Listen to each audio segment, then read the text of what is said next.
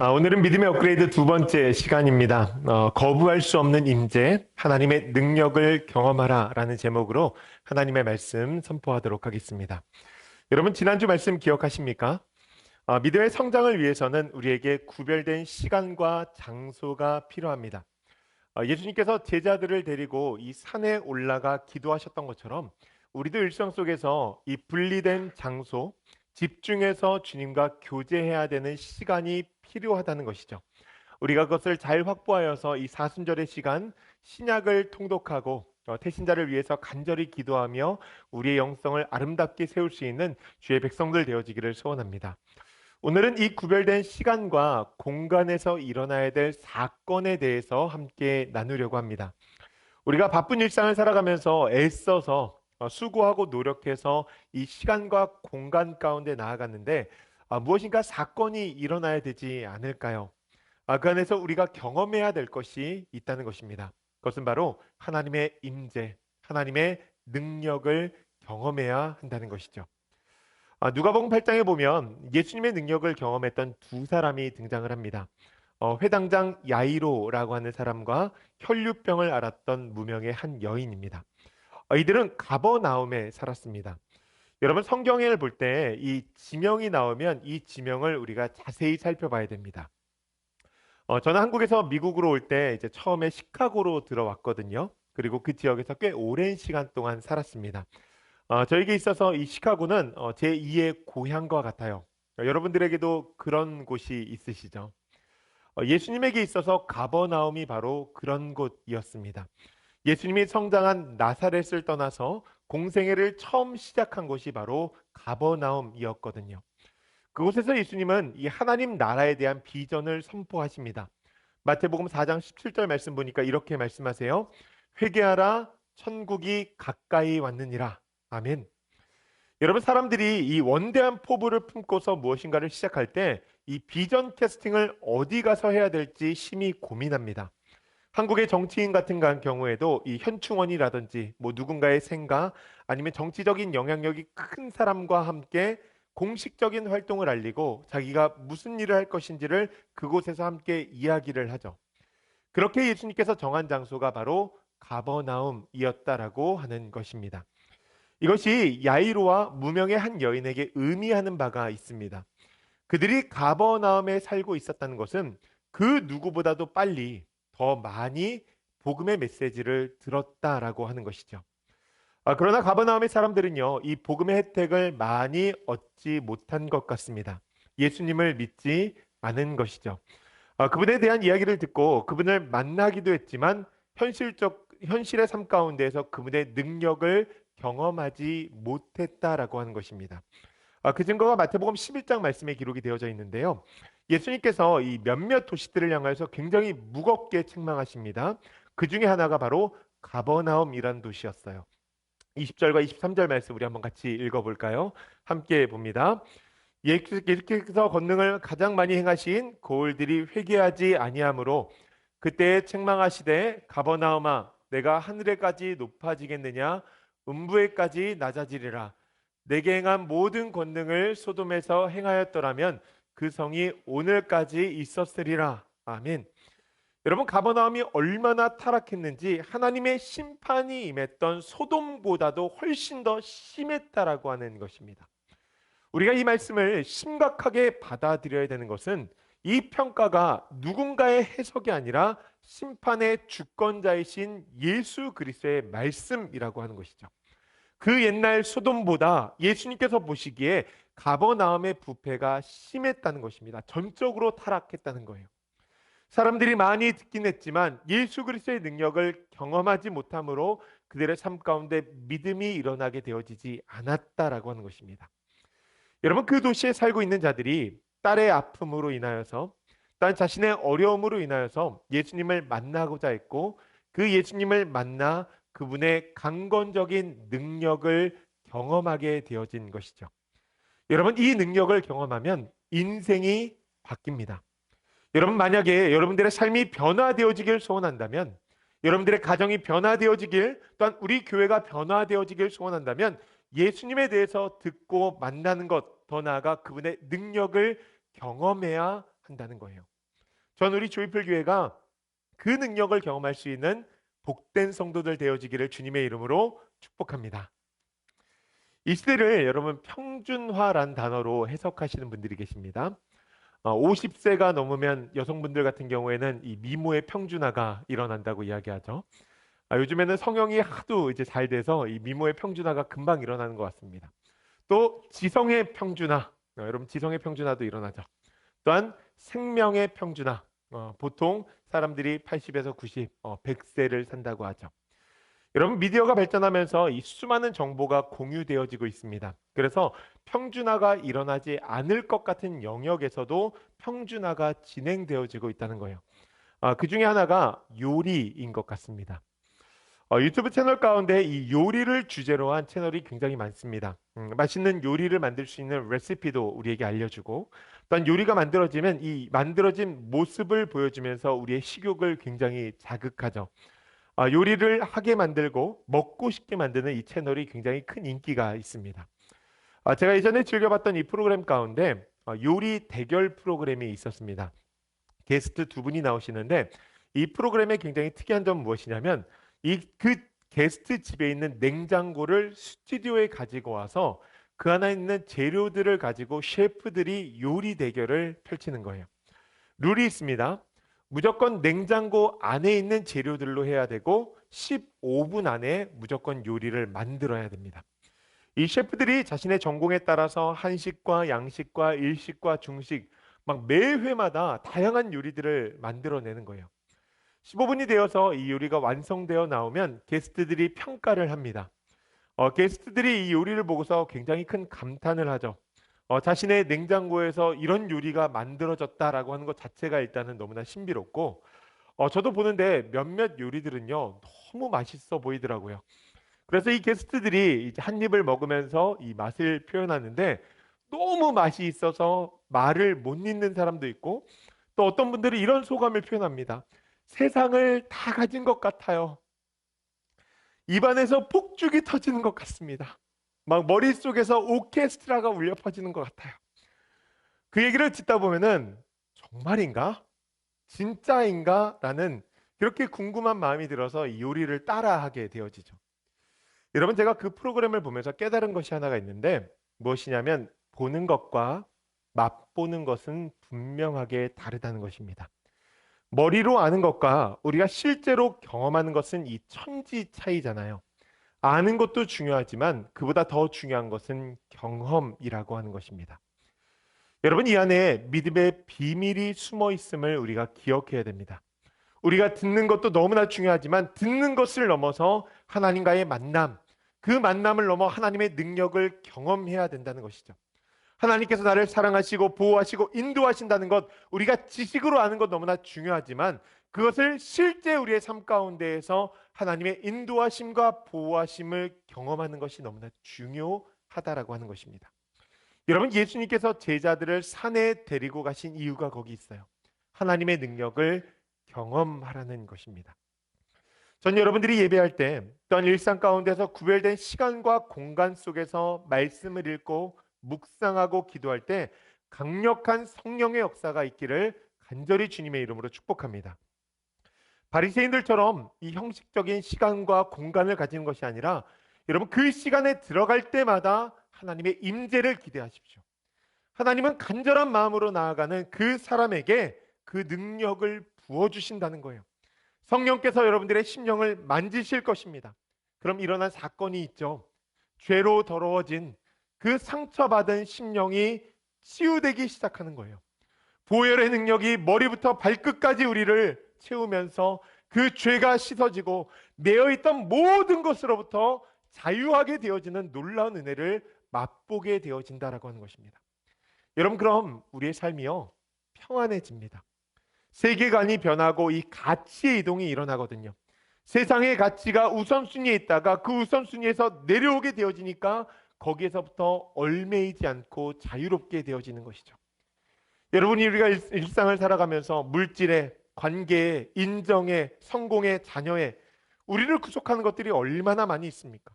그런데 하나님의 능력을 경험하게 되면 그 모든 것으로부터 자유롭게 되어진다라고 하는 거예요. 여러분, 무엇보다 이 하나님의 능력을 경험하게 되면 우리 내면의 질서가 잡힙니다. 일상 가운데 하늘의 복을 얻을 수 있고요. 온전한 신앙생활을 통하여서 우리의 삶이 바르게 세워질 수가 있는 것이죠. 전 성경 가운데서 참 안타깝게 여기는 한 사람이 있는데 그 중에 하나가 이제 마가복음 10장에 나오는 부자 청년입니다. 예수님께서 공생애를 마감하시기 위해서 예루살렘으로 향하던 그 길 가운데 한 청년, 한 사람이 주 앞에 나옵니다. 마가복음은 한 사람이라고 소개하고 마태복음은 그가 청년이고 부자였다라고 소개하고 누가복음은 관원이라고 소개합니다. 이 세 가지를 종합해 보면 그가 어떤 사람인지 우리는 좀 더 알 수 있습니다. 누가가 소개한 대로 그가 관원이었다라고 한다면 적어도 그의 나이가 30세 정도는 되어야 합니다. 유대인들은 30세가 넘어야지 관직에 오를 수 있거든요. 그럼 마태의 증언대로 그가 청년이었다라고 한다면 30대 중반이나 후반이 아니라 초반으로 보여질 수 있겠죠. 그가 예수님 앞에 나왔을 때를 한번 가만히 생각해 보십시오. 부자였기 때문에 당시에 햇빛에 그을린 노예들이나 이 노동자들과는 다르게 그의 얼굴이 뽀송뽀송했을 것입니다. 좋은 옷도 입었을 것이고요. 또한 품위 있는 관복을 입고 예수님 앞에 나오지 않았을까요? 그가 예수님 앞에 나와서 이런 질문합니다. 내가 무슨 선한 일을 하여야 영생을 얻을 수 있습니까? 그랬더니 예수님께서 그에게 이런 말씀하시죠. 계명을 지켜라. 그랬더니 그가 이렇게 답합니다. 마태복음 19장 18절에서 20절 말씀인데요. 마지막에 그 청년이 이르되 이 모든 것을 내가 지켰사온데 아직도 무엇이 부족하니까? 모든 것을 지켰는데 그의 마음 가운데 계속 부족함을 느꼈다라고 하는 것이죠. 여러분, 그의 고백 가운데에서 무엇인가가 느껴지지 않으세요? 그는 믿음에 있어서 진심인 사람이었습니다. 그러니 영생을 얻기 위해서 무엇이든지 하고 싶은 거예요. 그래서 자신의 모든 삶을 제한하면서 어떻게든지 계명을 지키기 위해서 힘을 썼던 사람이라고 하는 것입니다. 내 이웃을 내 자신처럼 사랑하기 위해서 부단히 노력했던 사람이 바로 이 부자 청년이었다는 거예요. 그런데 마음 가운데 영생에 대한 확신이 없으니 매 순간 마음이 불안한 거죠. 율법에 붙잡혀서 박하와 해안가 근처에 11조를 드리면서도 어려운 자를 그렇게 구제하면서도 사회를 향해서 정의를 외쳐도 그 마음 가운데 너무나 공허함이 가득했다라고 하는 것입니다. 채워짐이 없는 거죠. 여러분, 그의 삶이 얼마나 힘들었을까요? 그러니 고민하고 고민하다가 예수님 앞에 나온 것입니다. 내가 어찌해야 영생을 얻을 수 있습니까? 그랬더니 예수님께서 이렇게 말씀하세요. 마태복음 19장 21절 말씀인데요. 예수께서 이르시되 내가 온전하고자 할진대 가서 내 소유를 팔아 가난한 자들에게 주라. 그리하면 하늘에서 보화가 내게 있으리라. 그리고 와서 나를 따르라 하시니. 아멘. 예수님께서 가장 먼저 말씀하신 게 뭐예요? 내 소유를 팔아 모든 것을 버려라 라고 말씀하셨습니다. 그런데 예수님은요, 이 말씀만 하신 것이 아니에요. 그 뒤에 이어지는 말씀을 보십시오. 예수님께서 그가 부자라는 것을 명확히 하시고 그에게 적절한 비유로 말씀하셨습니다. 내 소유의 모든 것을 버리면 하늘의 보화가 내게 있으리라. 가치의 변화가 일어나야 된다는 것이죠. 더 큰 보화가 이 땅이 아니라 하늘에 있다는 것을 하나님께서 알려주신 거예요. 그런데 그 이야기를 들은 이 부자의 청년의 반응은 굉장히 회의적이었습니다. 그의 결말은 떠나가니라 라는 단어로 설명이 되어지죠. 여러분, 이유는 무엇일까요? 하나님의 그 능력을 경험하지 못했기 때문이죠. 그 하늘의 보화가 얼마나 큰지를 경험했다라고 한다면 이 땅의 그 물질 버릴 수 있지 않았을까요? 여러분, 하늘의 능력을 맛보지 못하면 우리는 세상 가운데 살면서 이 세상의 가치에 계속 얽매일 수밖에 없습니다. 그러다 보면 걱정과 근심과 염려 가운데 살게 되어지고 예배당을 나와 예배를 드려도 우리 마음 가운데 자유함이 일어나지가 않는 것이죠. 계속 목마른 거예요. 계속 공허한 거예요. 여러분, 이것이 무엇이냐면 내면의 무질서의 현상입니다. 보이는 가치와 보이지 않는 가치가 이 안에서 전쟁을 이루니 삶이 이쪽으로 갔다 저쪽으로 갔다 갈팡질팡하는 것입니다. 여러분, 변화선에 오를 때 제자들의 모습이 그랬어요. 자신이 어느 정도는 예수님을 따를 수 있는데 그 이상은 따를 수가 없는 거죠. 부자 청년과 동일하지 않습니까? 어느 정도까지는 괜찮아요. 그런데 예수 그리스도의 순환과 죽음과 그분의 부활을 받아들일 수가 없는 것입니다. 그것을 한 예수님께서 제자들과 함께 산에 오르신 거예요. 본문을 연구하다 보니까 이 말씀이요, 하나님의 의도된 연출이라는 생각이 들었습니다. 보세요. 우리가 공간복음을 마태, 마가, 누가복음이라고 이야기하죠. 예수님을 중심으로 기록을 했는데 이 기록하는 관점에 따라서 이 사건들이 바뀌는 경우도 있고 수신인의 특성에 따라서 어떤 사건은 들어가기도 하고 어떤 사건은 빠지기도 합니다. 그런데 오늘 본문의 내용은요, 공관복음에 모두 다 기록되어져 있고 심지어 앞 뒤의 순서까지도 동일합니다. 베드로의 고백과 십자가 사건의 예고, 그리고 변화산 사건 이후에 2차 십자가 사건을 예고하는 것까지 굉장히 비슷한 흐름 가운데 기록이 되어지고 있다는 거예요. 무엇일까요? 이 변화산 사건은요, 하나님의 능력을 온전히 경험해야지 십자가 사건을 우리가 받아들일 수 있다는 것을 이야기하는 것입니다. 여러분, 본문을 보세요. 그들이 산 위에 올라가서 예수님의 변모하신 모습을 가장 먼저 봅니다. 마태복음 17장 2절 말씀인데요. 그들 앞에서 변형돼서 그 얼굴이 해같이 빛나며 옷이 빛과 같이 휘어졌더라. 아멘. 그들에게 신적 계시가 임한 것이죠. 제자들이 예수님의 모습을 통하여서 하나님의 영광을 보게 된 것입니다.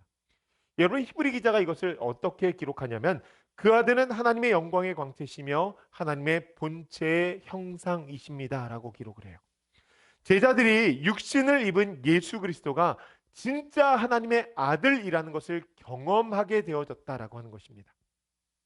그리고 율법의 상징인 또한 선지자의 상징인 모세와 엘리야가 그 자리 가운데 와서 예수님과 대화를 나눕니다. 여러분, 그들이 등장했다는 것만으로도 굉장히 신비로운 일인데 예수님과 더불어 나온 이야기가 무엇이에요? 31절 말씀 보니까 이렇게 기록되어져 있죠. 예수께서 예루살렘에서 별세하실 것을 말할세. 아멘. 여러분, 이것이 무엇입니까? 예수님께서 베드로에게 제자들에게 말씀하셨을 때 베드로가 받아들이지 못하고 거칠게 항의했던 것, 여러분, 그 십자가의 사건을 지금 모세와 엘리야와 함께 나누고 계시다라고 하는 것입니다. 베드로 입장에서 절대 받아들일 수 없던 사건, 그러니까 그것을 예수님께서 받아들일 수 있도록 그것이 무엇인지를 경험하게 하셨다라고 하는 것입니다. 이런 베드로가 이 십자가의 사건을 듣고 항변했다라고 기록을 하죠. 이 항변했다는 말이 꾸짖었다라는 말입니다. 제가 이 말씀을 곰곰이 생각해 보니까 당시의 제자들이 예수님을 어떻게 생각했는지 상상이 가는 거예요. 예수님께서 분명히 젊은 리더였죠. 엄청난 능력을 가지신 분이었습니다. 그런데 그들에게 있어서 예수님은요, 우리의 목적을 이루어줄 이스라엘이라고 하는 나라를 독립시켜줄 한 사람에 불과했던 거예요. 하나님께서 보내신 하나님의 아들이긴 하지만 이 땅 가운데 나의 목적을 이루어줄 한 사람. 그러니 예수님과 함께 대의를 이루어야 되는데 예수님이 자꾸 약한 마음을 품는 것 같은 거예요. 그러니 베드로가 가서 예수님에게 한마디 한 겁니다. 그런 마음 품지 마십시오. 예전에 사극 보면 이 나이 많은 신하가 이 어린 황제에게 가서 그런 이야기 하잖아요. 막 가르치듯이 나무란 거죠. 여러분, 그 역사가 지금 일어난 거예요. 그런 그들에게 있어서 모세와 엘리야의 등장, 그리고 십자가 사건의 나눔은 더 이상 항변할 수 없는, 더 이상 거부할 수 없는 사건이었다는 것입니다. 구약에서 예언한 대로 이제는 예수 그리스도께서 십자가를 져야 했다라고 하는 것이죠. 그리고 마지막에 하이라이트, 구름이 그들을 덮으면서 하늘에서 음성이 들리는 거예요. 이는 내 사랑하는 아들이요 내가 택한 자다. 마지막에 뭐라고 이야기합니까? 그의 말을 들어라. 여러분, 제자들이 산에서 경험한 것을 한마디로 이야기하면 예수님은 구원자이시며 진짜 신의 아들이시며 신이시고 그분이 말씀하신 십자가와 죽음을 받아들여야 이 땅 가운데 구원이 임하게 되어진다라고 하는 것입니다. 더 나아가 그 사역 가운데 동참하라라고 우리에게 말씀하시는 거예요. 예수님은요, 제자들로 하여금 하나님의 능력을 경험하게 하기 위해서 십자가 사건을 받아들이게 하기 위해서 산에 오르셨다라고 하는 것입니다. 여러분, 그래서 이 땅 가운데 있는 모든 교회의 사역은 동일합니다. 오늘 우리를 향해서 하나님께서 말씀하시는 자기 부인과 십자가를 지라, 모든 사역은 성도들로 하여금 그 십자가를 지고 자신의 사명을 감당하도록 예수 그리스도를 경험하도록 하는데 맞추어지고 있다라고 하는 것입니다. 여러분, 이것이 우리 4명 가운데 질서를 확립하는 일인데, 그것은 지식을 뛰어넘어 경험을 통하여서 하나님의 능력을 알게, 체감되게 되어지는 것이죠. 그것을 경험하고 나면 여러분, 마음이 뜨거워지고요, 복음에 대한 열정이 생기고 한 영혼이 너무나 불쌍하게 보여지시는 것이죠. 여러분, 사실 오늘날 예수님께서 2000년 전에 이 땅에 오셨다, 십자가에 죽으시고 부활하셨다라는 것을 모든 사람들이 압니다. 12월 25일 크리스마스, 예수님의 생일이라는 것을 세상 사람들도 다 알아요. 그런데 아마도 적어도 이 자리에 나오신 분들이라고 한다면 그것을 팩트라고 믿고 그것이 우리에게 능력이 되어진다라고 믿으시는 분들이 아닐까요? 그렇다고 한다면 그분을 만나 그분의 능력을 경험해야 된다는 것이죠. 저는 삶을 살아가면서 그 이민의 삶 가운데 참 힘들 때가 있었습니다. 제가 믿고 있는 그 하나님이 내 삶 가운데 존재감이 없을 때, 내가 정말 간절하게 기도하며 나아가는데 정말 하나님께서 역사하시지 않는 것과 같은 그 부재의 상황들, 그러다 보니까 말씀으로부터 동떨어져 삶을 살아가게 되고, 더 나아가 이 세상 사람들의 허망한 말들이 내 중심 가운데 자리를 잡게 되어지는 것이죠. 그러면 마음이 이리 갔다 저리 갔다 되어지는 것이니 교회에 나와도 말씀을 들어도 자꾸 내면 가운데 힘이 드는 거예요. 더 나아가 여러분, 신앙생활이 힘들어집니다. 아마 여러분들이 그러실 것 같아요. 이민사회가 호락호락하지 않죠. 제가 여러분들의 삶에 충분히 공감합니다. 얼마나 힘드실까? 얼마나 또한 삶을 위해서 고민하고 계시는지 알아요. 이해가 돼요. 그런데 제가 경험해 보니까 하나님의 능력을 경험하게 되어지면 모든 내면의 질서가 잡히고 하나님께서 이끄심으로 말미암아 우리의 삶이 평안해진다라고 하는 것입니다. 제가 간절히 기도했던 모든 사건들이요, 하나님께서 이끄시는 그 방향 가운데에서 사람을 붙이시고 그 사람이 또 사람을 붙이고 그것을 통하여서 불가능한 상황들이 해결되어지고 뜻하지 않은 은혜를 맛보게 되어지는데, 여러분, 그것이 얼마나 큰 은혜인지 모릅니다. 그러니까 다니엘처럼 세속 사회를 살아가지만 하나님으로부터 오는 뜻을 정할 수 있고 그때부터는 그 뜻을 정하는 것이 하나의 길이 되어서 그 길을 걷게 되어지는 것이죠. 저는 우리 조이필 교회 성도님들이 그것을 맛보기를 소원합니다. 여러분, 교회가 잘 되기 위해서는요, 다른 거 없어요. 여러분들 한 사람 한 사람이 잘 되어야 됩니다. 여러분, 한국이 잘 되기 위해서는요, 한국인들이 잘 돼야 되는 거잖아요. 그런 것처럼 이 하나님 나라가 이 땅 가운데 온전하게 서기 위해서는 여러분들이 잘 돼야 된다는 것이죠. 하나님께서 여러분 그거를 바라시죠. 그렇다고 한다면 하나님의 능력을 경험하기 위해서 구별된 시간과 공간 가운데 애써 간절함으로 나아가야 되는 거예요. 여러분, 그럴 때 묶였던 문제들이 하나님의 손길로 풀어지고 어렵고 힘든 상황들이 하나님의 도우심 가운데 사라지게 되어지고 여러분들이 붙잡고 있었던 그 모든 컨선들이 성령의 능력 가운데 해결되어지는, 여러분, 그래서 그것을 나누며 더욱더 은혜가 충만한 삶, 여러분, 그것이 믿음의 공동체를 살아가는, 또한 이 땅 가운데서 예수를 믿는 기쁨이 아닐까요? 전 그래서 우리 조이필교회 성도님들이 꼭 그것을 맛보기를 소원합니다. 하나님의 능력을 경험해야 돼요. 말씀을 마무리합니다. 지성에서 영성으로라는 책이 있습니다.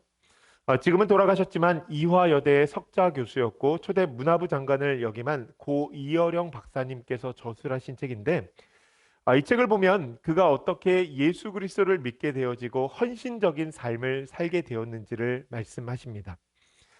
이분은 무신론자였습니다. 그러니까 예수님을 믿지 않는 분이었어요. 그런데 이 삶의 고독함과 외로움, 그리고 죽음에 대한 고민을 하던 가운데 예수님께 기도하는 무신론자가 되어서 삶을 살아가게 됩니다.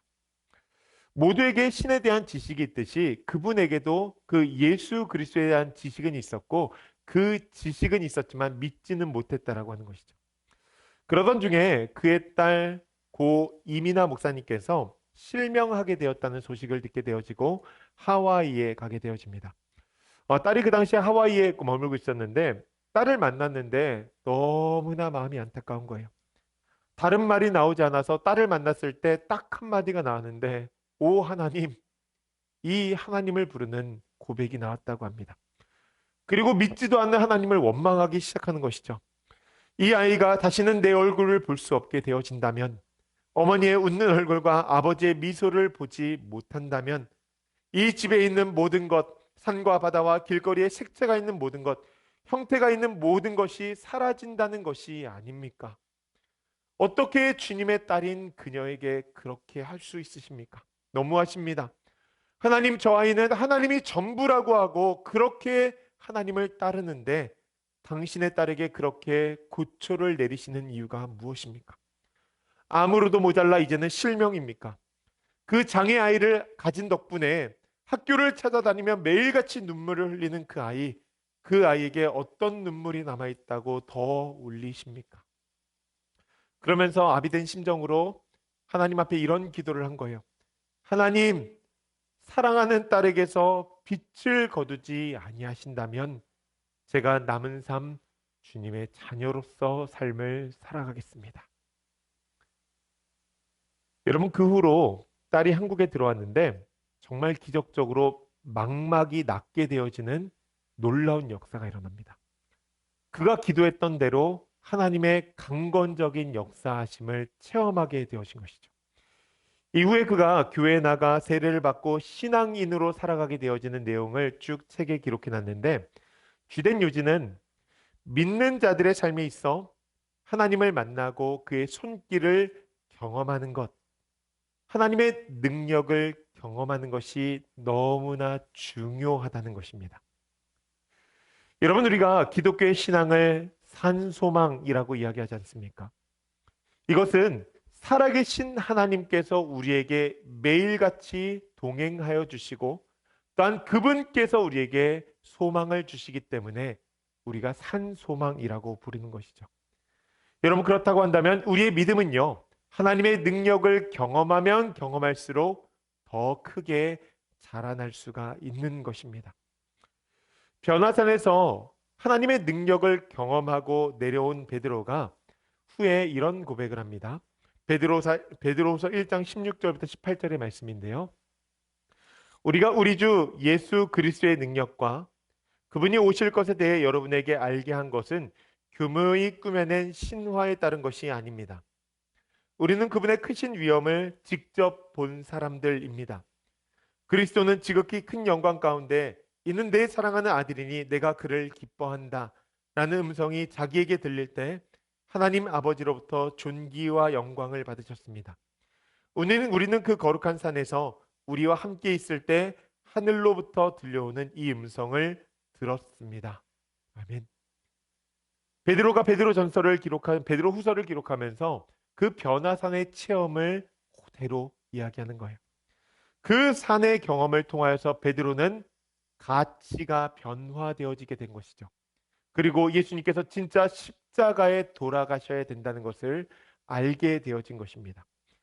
여러분, 베드로는 그 이후로 예수님의 플랜에 대한 확신을 가지게 되었고 두렵고 어려운 마음 가운데 빙빙 돌긴 했지만 이후 성령의 충만함 가운데 자기를 부인하고 십자가를 지며 하나님께서 그에게 맡기신 모든 사명을 감당하며 살았다는 것입니다. 자신의 모든 것을 드리고 담대하고 자유로운 삶을 살아가게 되었다는 거예요. 여러분, 그가 그렇게 삶을 살아가게 된 이유는 딱 하나입니다. 경험을 통해 하나님의 능력이 무엇인지를 알게 되었거든요. 그리고 그 능력을 의지하며 살아가게 되어진 것이죠.